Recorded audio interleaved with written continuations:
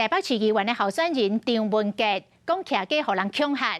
张文杰出面来控诉，讲伫松山区的徛街，互一个生婚的查甫人甲破门、甲放炮啊，佮大声一直甲呛声，一直甲喝休。伊是惊到拢唔敢转去，因为安尼产值要5公斤，任无可忍，只好来报警。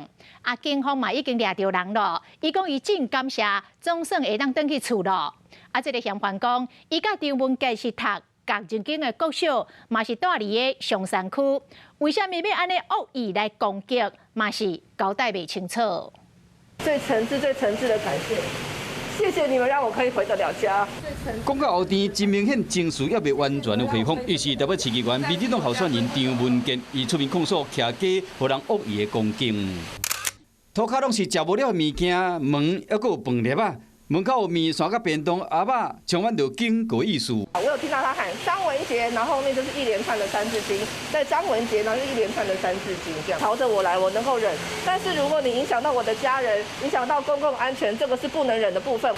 嫌犯伫候选人楼骹喊到大细声，伊想到当时情形还佫会惊，表示嫌犯2个月前就一直出现伫因兜附近8月车站，向大门破面线。25张文杰登记参选滚江等石头，30又过来喊到大细声破坏公物。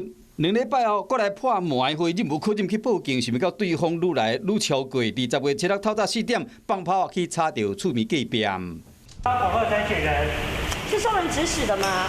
嫌犯穿插真正常，却是规身躯拢臭酒味。伊佫将犯案了后的相片传到社群媒体。警方调查发现，讲有伤害、妨害名声等等的前科。自称甲张文杰读甲一间国小，嘛是松山区的人，为了要比警方佫搬去10指大。持检察官核发的机票，在新北市汐止区将李贤集体到案，全案以涉恐吓罪嫌移送台北地检署侦办。